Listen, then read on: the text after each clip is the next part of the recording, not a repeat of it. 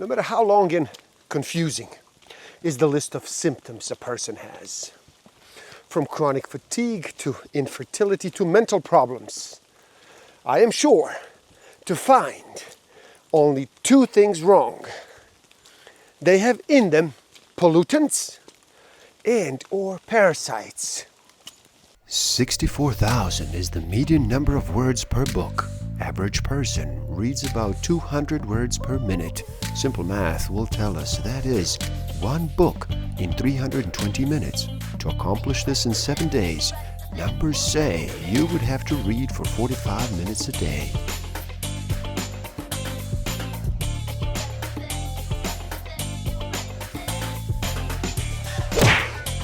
Don't forget to subscribe. Hit that notification button, like, comment, and share. Enjoy. Welcome to the Book of the Week series. Every week as I read another amazing title, I share it with the world. My name is Igor S.F. Walker. Today we look at The Cure for All Diseases by Dr. Hulda Clark. So how about you slow down and relax, reduce all that noise for just a bit, make that choice and decide to listen. In this video we look at a book based on research that shows all diseases have simple explanations and cures once their true causes are known. This book describes the causes of both common and extraordinary diseases and gives specific instructions for their cure. Stick around till the end. I will share with you some tools I do have in use that will help you tremendously in this game of life. Discover a way to find out what actually motivates you, what innate human need is driving all of your decisions and your behavior. I will share some tools to improve your self-awareness, your social awareness, your self-management, and relationship management. The sick have been held hostage for their money or their intangible assets since time immemorial. Doctors, even primitive and natural healers, surround themselves with mystery as they use herbs or chemicals and incantations or prognosis to help the sick recover. Your genes actually brought you the good things about your ancestors, not the bad things. Parasites and pollution, they brought you the bad things. Everything emits a characteristic range of frequencies, a bandwidth.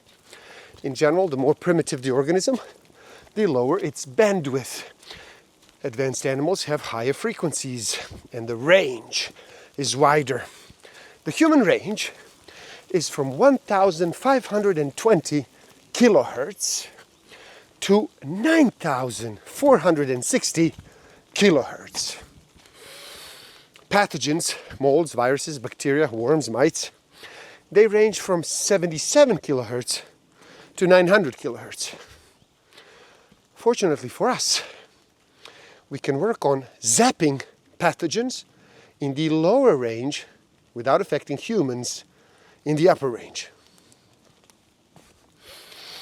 Applying an alternating electrical voltage within an organism's bandwidth injures it. Small organisms with narrow bandwidth are extinguished quite rapidly, 3 minutes at 5 volts.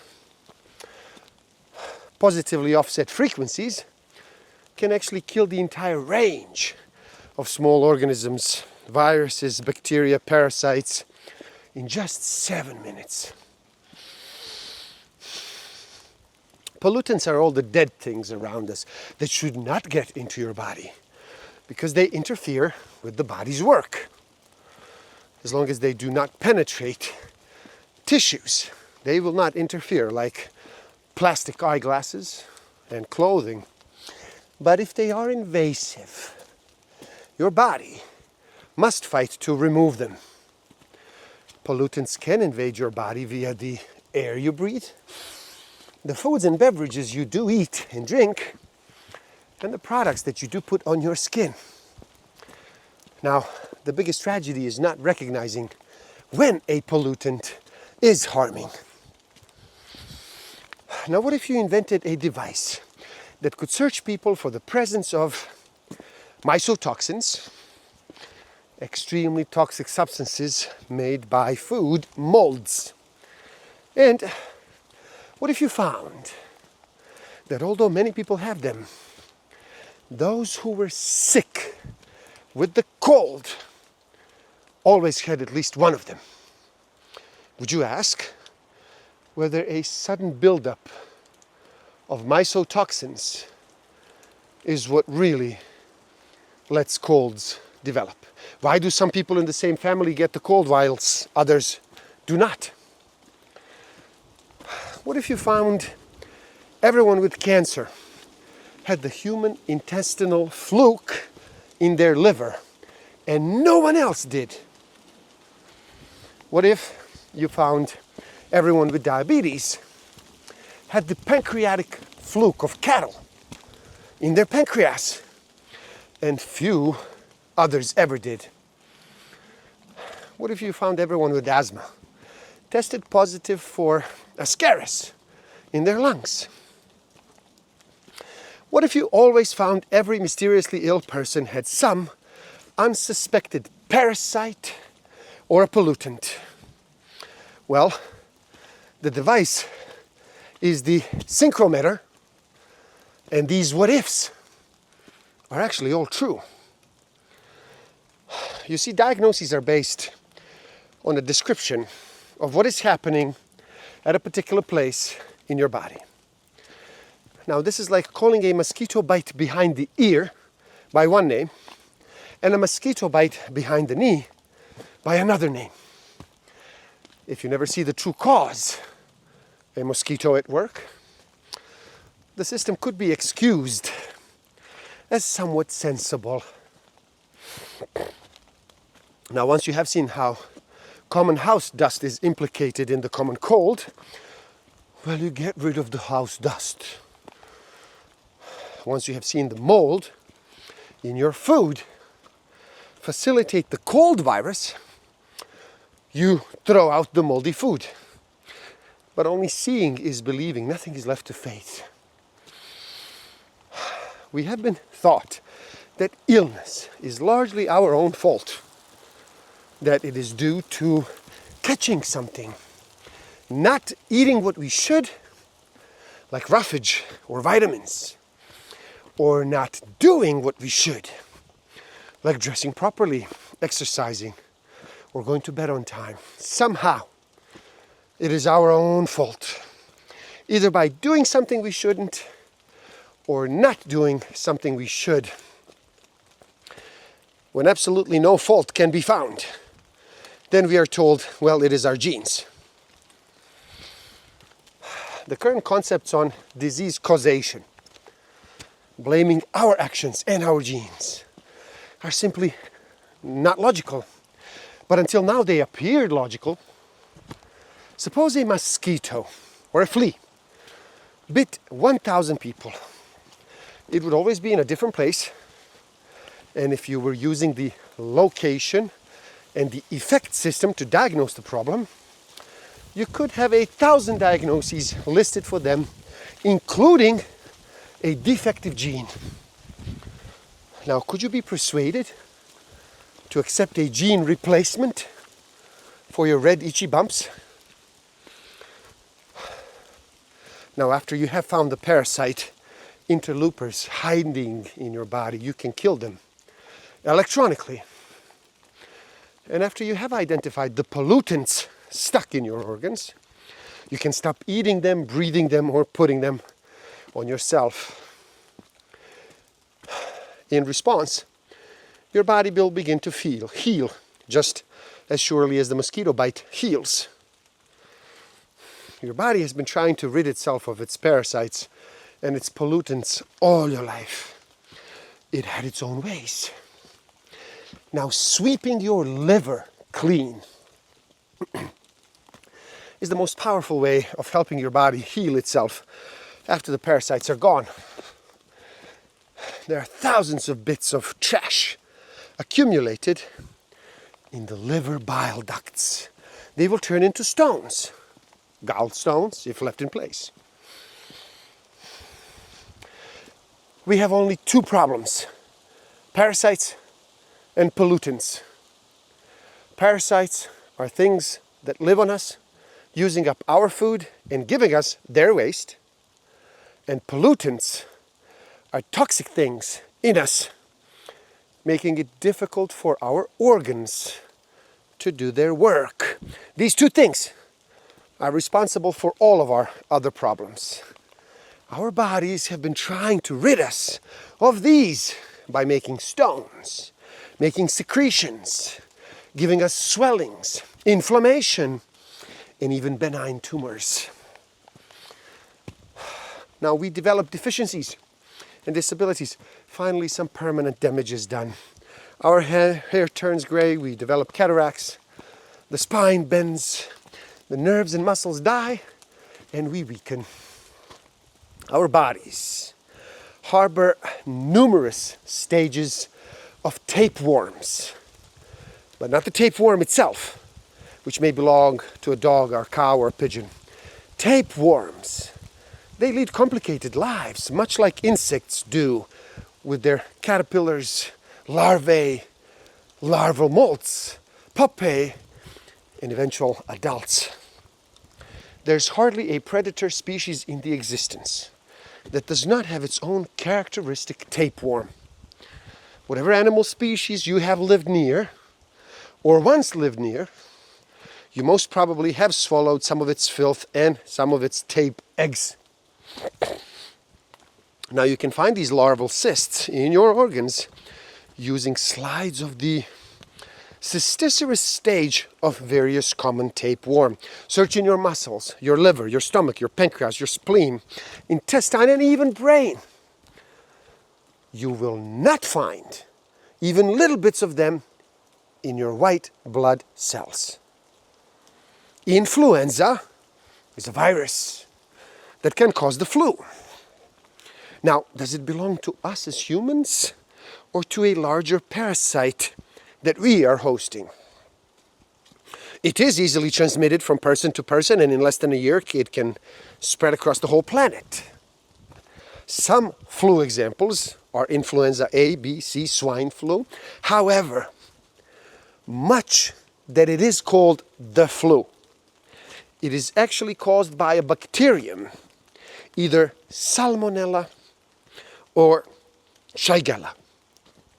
Why can some people eat contaminated food without getting sick?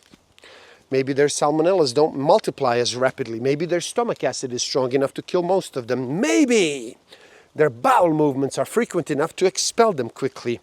Maybe they haven't been on frequent treatments with anti-strep antibiotics. The answer is not yet known.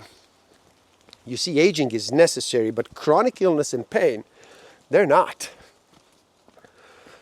We should be able to live to 140 years of age. Middle age might begin at 65, old age 90. What is the clue to long life? Surely it is keeping all your cells healthy so they can coordinate the constant tasks of nourishing themselves, removing their wastes, plus whatever job that cells are meant to do. Since your cells do divide, therefore they start aging at 0. Even though you are 90, why do you age at all? See, only the nervous system does not divide. Is it the nerve then that ages and also decides death for each of us? Living to age 140 is not living forever. Wisdom comes with age. Wisdom would serve our society well. Perhaps wisdom is needed more than ever for humans to survive. Part of the human tragedy is war. Wisdom, gathered from a knowledge of history, might help end wars. But history cannot be gathered and understood in less than at least 100 years. Now, if centenarians cannot think well or express themselves, their perspectives are lost. Longevity Seems like a very useful trait, if only if it was accompanied by health. See, you're always picking up a parasite. Parasites are everywhere around you. You can get them from other people, your family, yourself, your home, your pets, uncooked meats, uncooked dairy products. Healing is automatic when you clean up your body tissues. Killing parasites and bacterial and viral invaders is fundamental. But then removing toxins which invite them into your organs is even more vital. Your body can eliminate any virus in a very short time, such as hours or days. It can even keep up with the steady stream that is coming from tapeworm stages. It is a time of great change for this planet. As pollution spreads from pole to pole, the growth of industrial activity, mining, chemical manufacturing, the food industry, personal habits like smoking, they've spread new chemicals to every corner of the globe. The tables are gradually been turned against us and in favor of our parasites and our pathogens. Such large changes are actually called evolutionary. Is the human species doomed? Or will some of us adapt? Will some of us survive to pass on our better genes to a new population of cancer-resistant, AIDS-resistant, Alzheimer's-resistant, etc. resistant humans? How many of us will die trying? Body wisdom was not meant to substitute for parental teaching. They must both be there. But when there is conflict, trust your wisdom. None of us likes to change a habit, but once it is changed, you are back to an automatic way of doing something. By selecting wise habits, your improved lifestyle pays you back for the rest of your life. Chronic health problems are not due to exposures of the past. They're ongoing. So your body is constantly fighting to remove pollutants.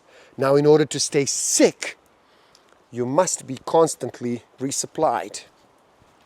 Now, these 4 cleanups, dental, diet, body, home, are aimed at removing parasites and pollutants at their source. Only then can your body heal. Now, I hope you have come to the same happy conclusion that I did a few years ago, that we humans do not have hundreds of different maladies and disturbances. We only have 2. Things that crawl or climb into us, and toxins, unnatural chemicals that we unknowingly inhale or consume. The living things are both large and small. Whoa! From worms we can see to microscopic bacteria, viruses, and fungi. Fungi. The non-living things are pollutants in our air, food, our dental metal, and our body products. Taking in a lot of pollutants hampers the body's ability to kill and to get rid of the invaders. And there you have it, the cure for all diseases. Now please do help out. It is easy. Simply like this video so more people can enjoy it. Share it too and spread the word. Do leave a comment and share your thoughts. Subscribe to my channel. Stay up to date. And the link to this book is in the description below. So buy it, read, never stop learning, especially learning about yourself and nature. So gift yourself by taking the free human needs test on my website and find out what actually motivates you, what innate human need is driving all of your decisions and your behavior. And if you feel you are ready to improve your self-awareness, your social awareness, your self-management, and your relationship management even further, do check out my Master of Life Awareness program. The links are in the description below. Thank you. Love and respect.